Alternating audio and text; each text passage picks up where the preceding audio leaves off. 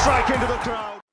வணக்கம் நண்பர்களே, welcome to my channel CCF உங்கள் cricket with mister cocktail furious. So இப்போ நம்ம டிஸ்கஸ் பண்ண போற டாபிக் ஆர்சிபியோட IPL 2025 ஃபுல் ஸ்குவாடோட அனாலிசிஸ் அண்ட் ரிவ்யூ தான் நம்ம பண்ண போறோம். ஆல்ரெடி வந்து பாத்தீங்கன்னா 4 to 5 டீம்ஸோட ரிவ்யூ வந்து கிளியரா போட்டிருக்கேன், டீடைல்டா அனலைஸ் பண்ணி. பார்க்காதவங்க தாராளமா போய் அந்த வீடியோஸை செக் பண்ணிட்டு உங்களோட கருத்துக்களை மறக்காம கமெண்ட் செக்ஷன்ல போட்டுருங்க. அட் த சேம் டைம் இந்த வீடியோல நம்ம முழுக்க ஆர்சிபியை பத்தி தான் நம்ம டிஸ்கஸ் பண்ண போறோம். ஸோ ஆஸ் யூஷுவல் நீங்க கேட்கற மாதிரி எவ்வளவு ப்ரோ ஆர்சிபிக்கு ரேட் பண்ணுவீங்க அப்படின்னு எனக்கு கேட்டீங்கன்னா, அவுட் ஆஃப் 10 8.5 நான் கண்டிப்பா ரேட் பண்ணுவேன். இன்ஃபேக்ட் அவங்களுக்கு 9 ரேட் பண்ணலாம். ஆனா அவங்க நல்ல ஸ்பின்னர்ஸ் எடுத்திருந்தாங்கன்னு வச்சுக்கோங்களேன், அவங்களுக்கு டெஃபினட்டா நம்ம வந்து 9 இல்ல 9.5 கூட கொடுத்துருக்கலாம். ஏன்னா அவங்களோட பேட்டிங் டெப்த் எடுத்துக்கோங்க, போலிங் டெப்த் எடுத்துக்கோங்க, செமையா இருக்குன்னு தான் நான் சொல்லுவேன். பீயிங் அ சிஎஸ்கே ஃபேன் நான் வந்து நியூட்ரலாவும் வந்து பேசுவேன். என்னோட சப்ஸ்கிரைபர்ஸ்க்கு என்னை பத்தி நல்லா தெரியும். But being a CSK fan நான் வந்து ஹானஸ்டா சொல்றேன், ஆர்சிபி வந்து பாத்தீங்கன்னா apart from the spin department, அவங்களோட பேட்டிங்கும் சரி, அவங்களோட போலிங்கும் சரி, எஸ்பெஷலி ஃபாஸ்ட் போலிங் டிபார்ட்மெண்ட்டும் சரி, வெல் சார்ட்டட் தான் நான் சொல்லுவேன். இந்த லாயல்ட்டி அந்த ஒரு இஷ்யூஸ்லாம் இருக்கு, அதை பத்தி நம்ம டிஸ்கஸ் பண்ணுவோம் இந்த வீடியோல. ஸோ நான் சொன்ன மாதிரி பாத்தீங்கன்னா ஆர்சிபி 25 பேருக்கு 22 பேர் எடுத்திருக்காங்க. That is okay, good. சரி, என்ன பொறுத்த வரைக்கும் 20-20க்கு மேல வந்து நீங்க ஸ்குவாட பில்ட் பண்ணிட்டீங்கன்னா ஆப்வியஸ்லி உங்களுக்கு நிறைய ஸ்டாக் இருக்கு, அதுல எந்த டவுட்டுமே கிடையாது. And at the same time RCB வந்து பாத்தீங்கன்னா நல்ல ஃபாரின் பேட்ஸ்மென்ஸ் எடுத்திருக்காங்க, dangerous attacking batsmens. At the same time நல்ல டீசென்டான ஃபாஸ்ட் போலர்ஸும் எடுத்திருக்காங்க, விக்கெட் டேக்கர்ஸ், நியூ பால்ல போடுற போலர்ஸும் வச்சிருக்காங்க, டெத்ல போடுற போலர்ஸும் வச்சிருக்காங்க. ஸோ அதெல்லாம் வெல் சார்ட்டட் அவுட். பட் அவங்களோட ஸ்பின் டிபார்ட்மெண்ட் ஒரு மிகப்பெரிய கேள்விக்குறி. Krunal Pandya, nothing against him, ஓகேங்களா, அவர் நல்லா பண்ணிருக்காரு IPL.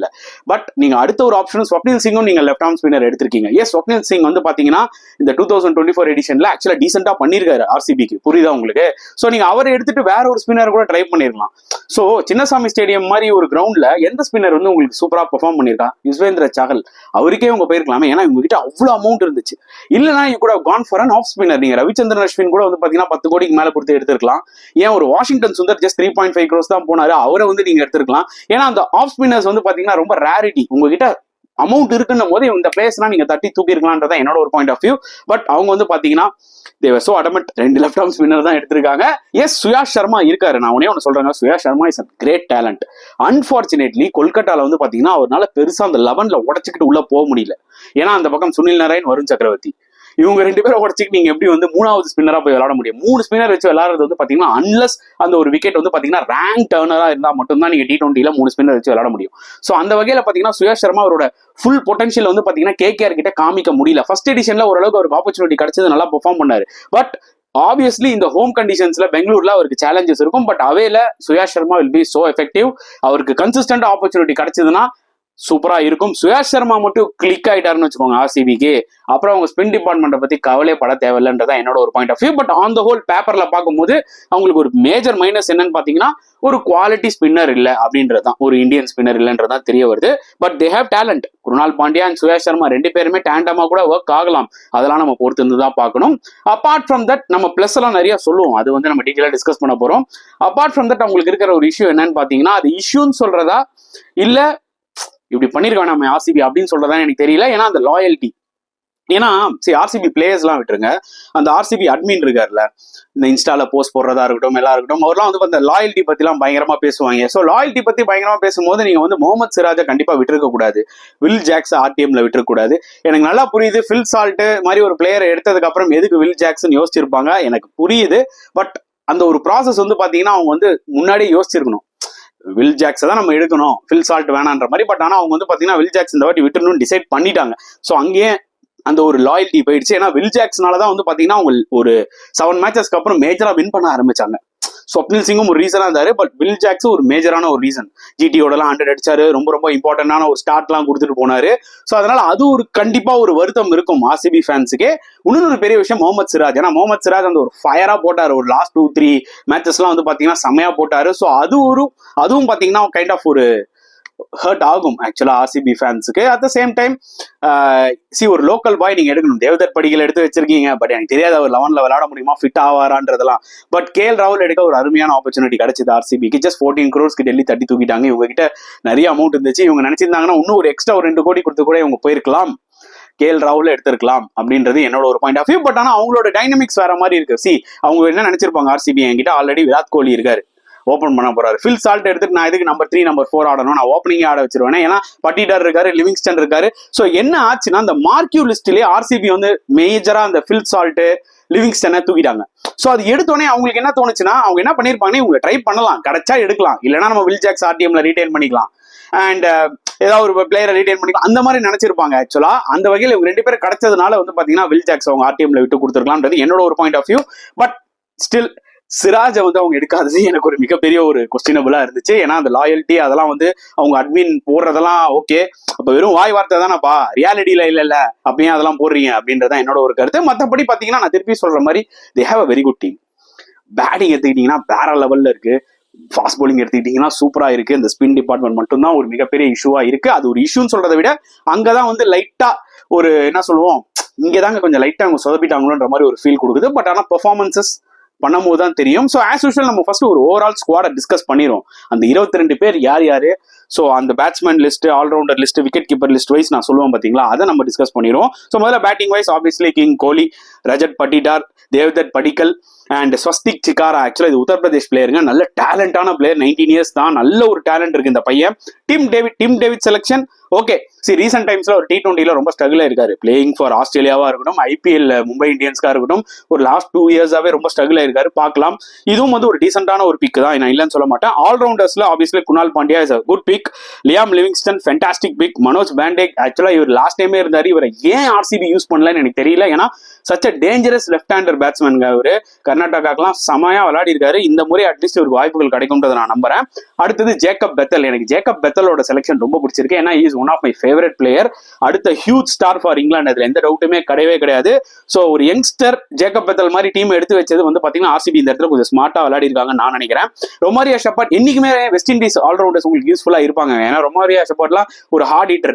மேபி அவர் வந்து பாத்தீங்கன்னா நல்லா அடிப்பாரா, நான் போலிங்ல கொஞ்சம் ரன்னா வாரி கொடுக்கலாம். பட் ஸ்டில் ஏதாவது 1-2 மேட்ச்ல வந்து பாத்தீங்கன்னா உங்களுக்கு ஒரு ஆல்ரவுண்டர் வேணும்னா ஃபிட் இன் பண்ணலாம். அடுத்தது ஸ்வப்னில் சிங், அண்டர்ஸ்டாண்டபிள், பிகாஸ் இந்த ஸ்வப்னில் சிங் வந்து பாத்தீங்கன்னா 2024ல வந்து பாத்தீங்கன்னா சில மேட்சஸ்லாம் நல்லா போட்டாரு, அதனால அவர் எடுத்திருக்காங்க. மோஹித் ரத்தி அனதர் ஒரு இந்தியன் டொமஸ்டிக் பிளேயர். அப்புறம் விக்கெட் கீப்பர்ஸ் 2 பேர், ஃபில் சால்ட் ஆப்வியஸ்லி சூப்பர் பிக்கு, மாட்டிக்கிச்சுனா காலி. ஜிதேஷ் சர்மா நல்ல பிக்குங்க, இல்லன்னு கிடையாது. பட் ஆனா 11 கோடிக்கு வர்த்தா அப்படின்றத ஒரு கேள்வி.